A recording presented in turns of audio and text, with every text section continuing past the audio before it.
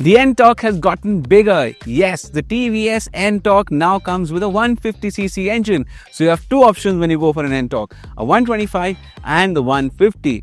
Because there's an embargo on our opinion about everything, today we are just going to tell you what all you get on the N-Torque 150 and what's different compared to the N-Torque 125.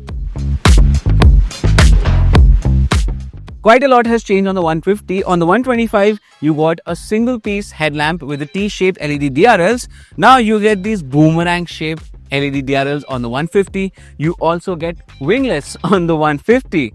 The headlamps are now these projector bulbs over here, 4 of them. And the T-shape can be seen on the face right here and not in the headlamps anymore. You don't get a cowl on the 150. It's an exposed handlebar. But you had a cowl on the 125. The switchgear has been borrowed from the RTR 310, and even that 5-inch TFT display is being borrowed from the Apache RTR 310. You get a different design for the alloy wheels, and the size is the same as the 125. You get 12-inch wheels, both front and back. A lot of people were expecting this to have 14-inch wheels, but you only get 12-inch wheels over here. 100 section tire at the front, 110 section tire at the rear, the same as the 125. Even the brakes are unchanged from the 125. You get a 220mm disc at the front and a 130mm drum brake at the rear. Now let's take a look at the side. Over the side, you see it's quite similar to the N-Torque 125, but it has different body panels to make it look slightly different from the 125.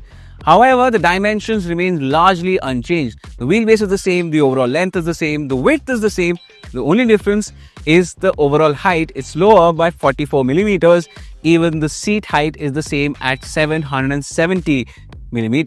You get a fuel filler cap over here. You get some storage space over here. I'll get into that 5-inch touchscreen in a bit. Now you see even the exhaust is very similar to the 125, but it has more blacked out bits. When you come to the rear, you see a different shape for the LED tail lamps. It still has the T-shaped motif, but it's different from the 125. Even the indicators are different from the 125. Let's take a look at the display now.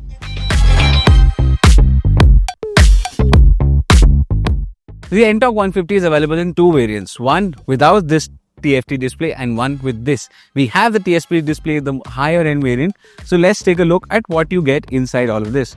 Now obviously the N-Torque always came with 2 riding modes, street and race. And that's the case here too.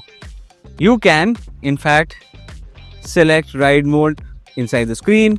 You can check your trip details, vehicle control, you can turn off traction control if you want to.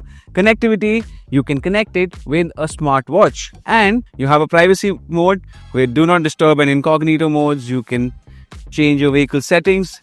You can check when the service is due. You can check your performance record, where it shows you data like top speed, average speed, and your 0 to 60 kilometers per hour time. And it also shows you the software version that's there. You can also change how the display looks. You can have certain widgets come up on the screen.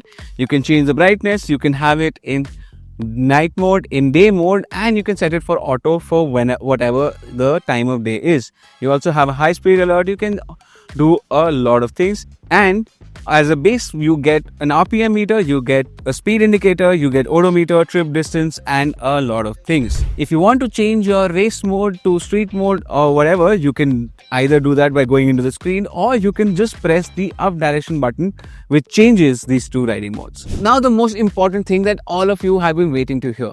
This is a 150cc engine, which TVS claims is new, but it's actually a bored out version of the 125. It's same the 3-valve engine that was there on the 125. This now makes 13 brake horsepower and 14.2 Newton meters of torque. TVS is claiming 0 to 60 kilometers per hour in 6.3 seconds, while the 125 does it in 8.3 seconds.